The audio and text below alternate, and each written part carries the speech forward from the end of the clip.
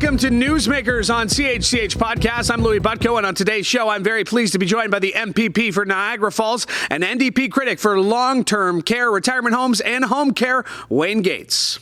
A lifelong Niagara resident, Gates has represented the people of Niagara Falls as a city councillor and president of Unifor Local 199. He was uniquely elected in his riding, covering Niagara Falls, Niagara-on-the-Lake, and Fort Erie twice within 6 months in 2014, first in a by-election and then again in the general election. And he's been re-elected in 2018 and again in 2022. Outside of his life in politics, Wayne and his wife Rita live in Niagara Falls and are the proud parents of 3 daughters and 5 grandchildren who all call Niagara home. And let's start there.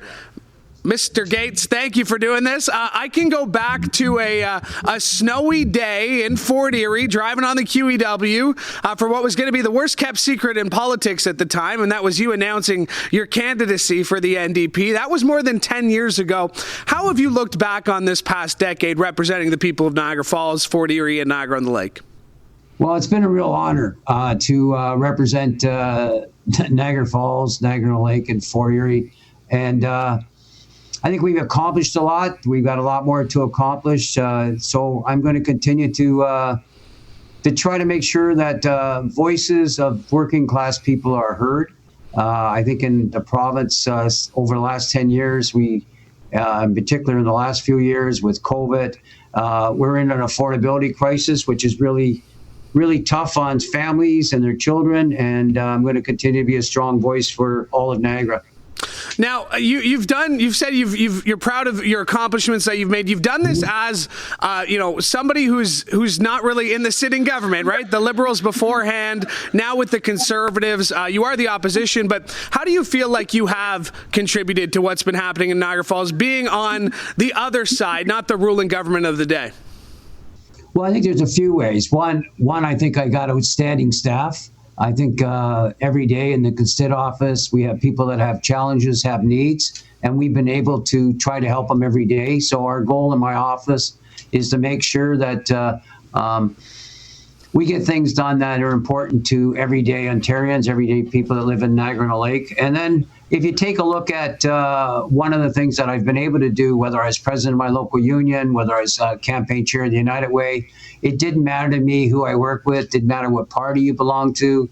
I will work with the Conservative, the Greens, the Liberals, and Independent to say, listen, this is what we need to get done for Niagara. These are the reasons why we need to get it done. And some of those examples, I think, is our new hospital, which, by the way, was a big campaign issue in 2014.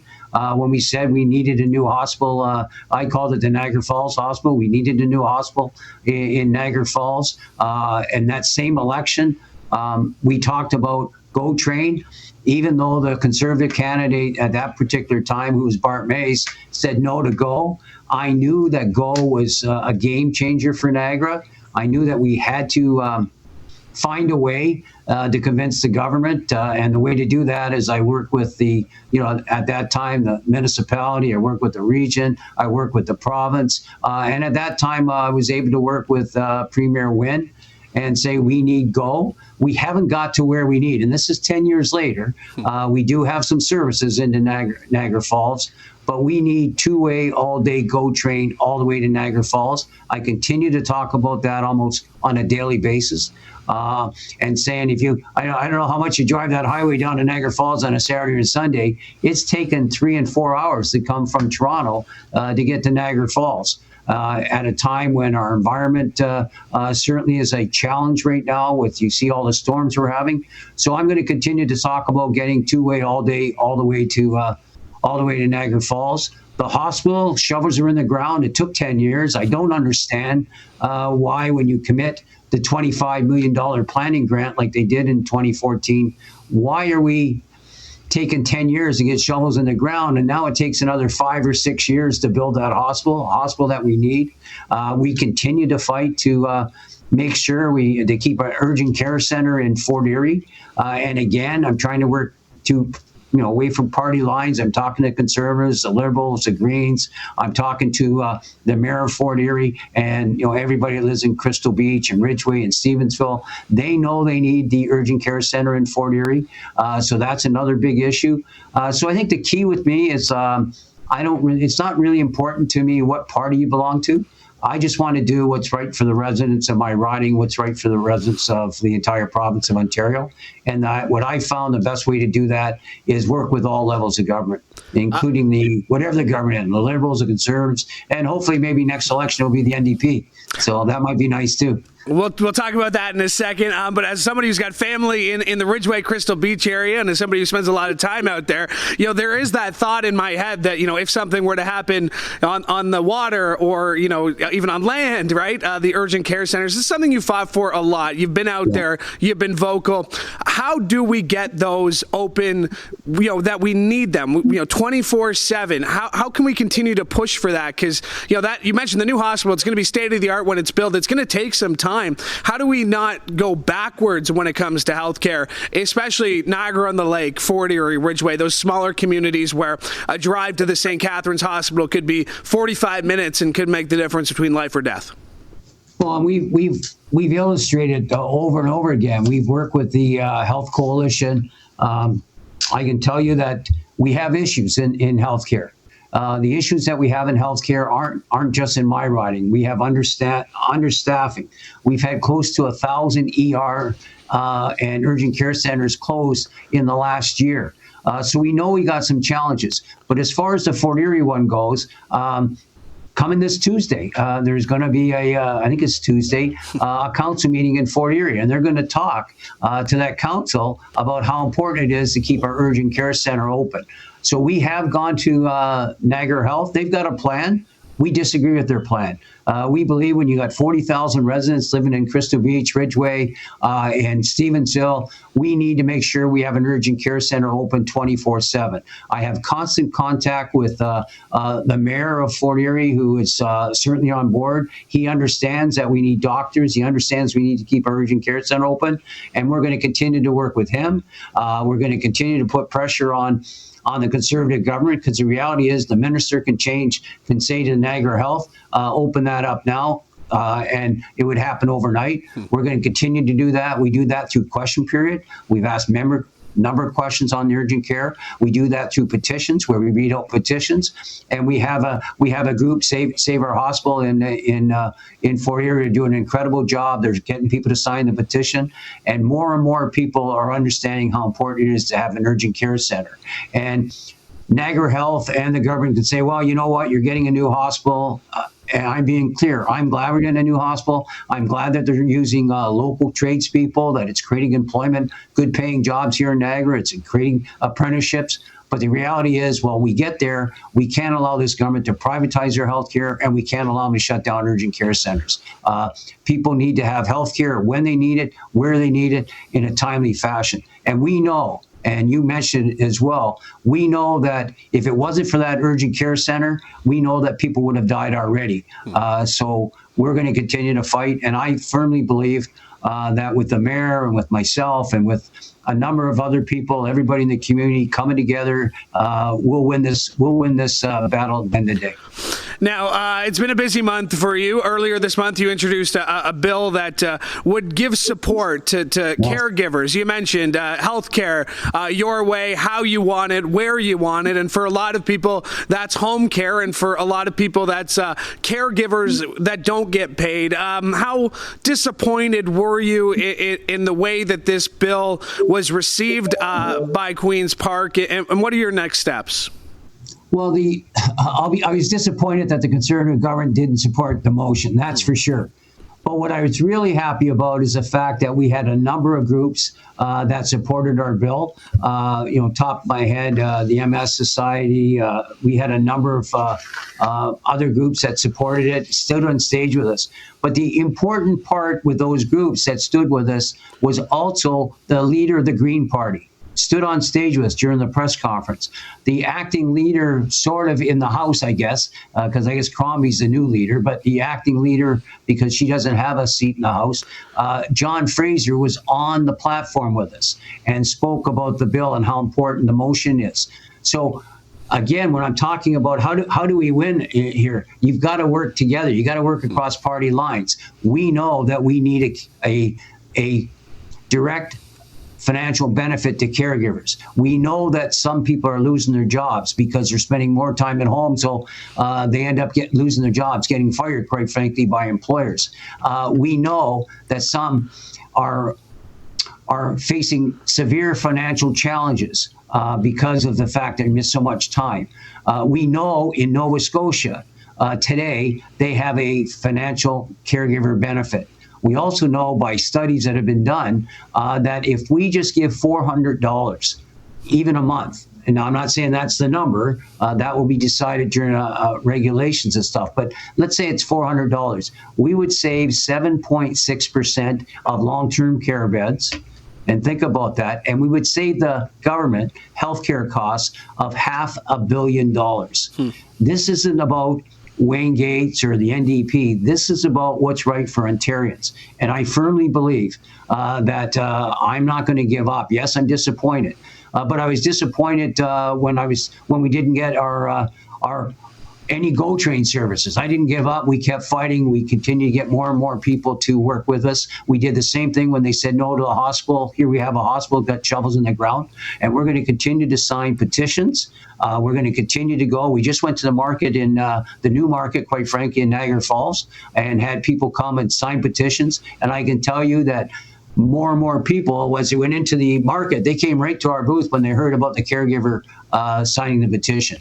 They were thrilled to sign it. They understood that their moms, their dads, their aunts, or uncles, their grandparents, as they age, they need caregiving, and we need to do a direct financial payment to them, just like Nova Scotia, just like PI's talking about it now. Manitoba's talking about it, and the federal government included some wording in it in the budget. I don't know where that's going to go. I don't think they've had the full debate on it. But we know that there is a real movement to get a direct financial benefit to caregivers who are suffering as they take care of our elderly. You mentioned kids, quite frankly. It's not just so old people that need caregivers, right? It could be some of our kids and our grandkids. You mentioned the MS Society, the Canadian Cancer Society, Alzheimer's Society as well, supporting your motion that, of course, didn't make it through Queen's Park. Let's talk about those Conservatives because they've had some scandals. The Greenbelt, they've had some reversals of decisions. There was the news on Friday, moving forward with the MZOs of the Therme Spa on Ontario Park lands. Despite that, they still maintain a general level of support in the province, about 40%, the latest poll. Why haven't the NDP been able to make stronger gains with all this stuff going on with the PCs? Why are the NDP where they're at right now? Well, we have to concentrate on what's important to Ontarians. We need to be a strong voice. I want to be a strong voice, and the strong voice is the number one issue facing Ontarians today is affordability. People cannot afford to pay for their food. They can't afford to rent a home, quite frankly, or buy a house. They can't afford to put gas in their car. They're the number one issue. And I think we have to talk a lot more about affordability. I think we're doing a great job on highlighting the fact that this government is privatizing our health care. We're doing a great job on exposing agency nurses that are taking public dollars out of our public healthcare system, where they're getting these companies are charging between $150 to $300 an hour to get a nurse. Again, that money comes out of our publicly funded, publicly delivered healthcare system. So as a party, we have to continue to talk to the residents, continue to do what I'm doing, continue to go to markets, talk to people, have the debate, let people talk to us, say what's important to you. And I can tell you everywhere I go, it's affordability. And I think at some point in time that the Ford government will be held accountable when people can't quite frankly, they can't buy food to feed their families. Their seniors are not taking all their medications because they can't afford their medication. There's so much going on in the province of Ontario. So to answer your question, we just have to continue to talk about what's important to Ontarians. And I think you'll see that our numbers will continue to improve. You mentioned wanting to be a big voice and wanting to be a loud voice. You had thought about maybe running for the leader of the NDP. Marit Stiles, of course, course, the leader now ran unopposed. You mentioned debate there. I'm not questioning, whether or not you support Marit Stiles. I think that's a ridiculous question to ask you here. But is there any regret for that campaign being a one-horse race? We saw what the Liberals did. Bonnie Crombie, lots of money raised. Do you think it was a mistake to have the one-horse race in the NDP leadership race a few years ago? I think it would have been great if we had more than one candidate. I think I agree with you. I think that gives you an opportunity to get exposure. Why not you, though? Why not you? Why didn't you decide to do it? Well, I'll tell you the real reason why I didn't do it is that I have a beautiful wife. I have 3 wonderful daughters, and I have 5 grandkids. And when we sat down and talked about it, I can tell you I wanted to do it. I believe I'm a very strong voice. I think we do extremely well in the province of Ontario. I think I do well as a leader. But at the end of the day, family comes first. And in my case, when I sat down with my wife, we couldn't get to an agreement where she was going to support me being not home very often. I'm not home that much now. It would have been worse. And I think it's important to make sure that if I'm going to become leader, or if I'm going to run for an MPP or United Way chair, that you have the full support of your family and your daughters and your grandkids. I just couldn't convince my family to allow me to do that. And I think at the end of the day, I made the right decision because the most important thing to me is my family. I appreciate your honesty in that answer. Give me a reason to be optimistic. There's a lot of reasons to be pessimistic. You mentioned the affordability crisis, but MPP Gates, before we let you go, give me a reason to be optimistic right now. I'm running again, so I think it should be optimistic for my riding. I hope. I think going forward, we'll see interest rates come down shortly. So I'm hoping that that's going to be optimistic. The fact that we were able to learn that if you put pressure on government, they will change their mind. And the perfect example is the Greenbelt. One of the biggest mistakes that this government would have ever made, and I say this about the Liberals, when they privatized hydro and Wynne got thrown out of office, the Greenbelt showed that if workers come together, if communities come together, and you take on the government, you can win. So I'm optimistic that we're going to continue to put public pressure on things like healthcare, things like affordability. I believe if we work together, whether you're a union, non-union, whether you're a Green Party or a Liberal or whatever you are, we should always be doing what's in the best interest of Ontarians. And I believe that at some point in time, Ford will fall in the polls, and he will take a look at, yes, we made the right decision. Let's make sure we're going to protect the Greenbelt. Let's make sure these MZOs aren't going to kind of go around the Greenbelt and destroy farmland. You know, today in Ontario, we're losing 319 acres of prime farmland every day. And I say all the time, what are we going to do when we can't feed ourselves? We should have learned from COVID. When COVID hit, we had no PPE. We had no way to protect ourselves because they were all coming from either the States or other countries. We weren't making it ourselves. What are you going to do if we continue to take up prime farmland and continue to eliminate prime farmland at 319 acres a day? What's this province going to do when we can't feed ourselves? And I believe that public pressure, talking to our farmers, talking to our communities, supporting the markets, buying local, going to independent grocery stores, they are some things that are happening, and that's positive. MPP Gates, I mentioned being there at the Fort Erie racetrack 10 years ago when you announced, and I'm sure I'll bump into you there maybe tomorrow or next Monday for the opening night at the Fort Erie racetrack. So I really appreciate you making the time today. Thank you very much. The track's open on Tuesday. And I set a record, quite frankly, that I like going to the track. I like betting a couple dollars on the races, but I bet 43 straight races without cashing a ticket. That's got to be a record. So I'm not great at, because everybody comes up to me, who are you taking in the third? Who do you like in this race? And I don't have the heart to tell them. I can't pick a horse. I just like to go and enjoy the sport, enjoy the outside, and support the jobs that are there. So it's kind of interesting, quite frankly. But I do appreciate giving me the opportunity to come on the show. It's great. And thanks for the interview. Absolutely. Thank you to MPP Wayne Gates for joining me today. And thank you for being a part of the show. We could not do it without you. Make sure you like and subscribe to CHCH Podcast so you never miss an episode of this show or any of the other great shows we have for you, including Sportsline with Bubba O'Neill that you can catch every Monday to Friday. And yeah, subscribe wherever you find your favorite podcast, or you can go to chch.com/podcast. podcast. My thanks to Mike Corsten for directing today's show. And one more time, thank you for tuning in. From all of us here at CHCH, I'm Louie Butko. Have a great day.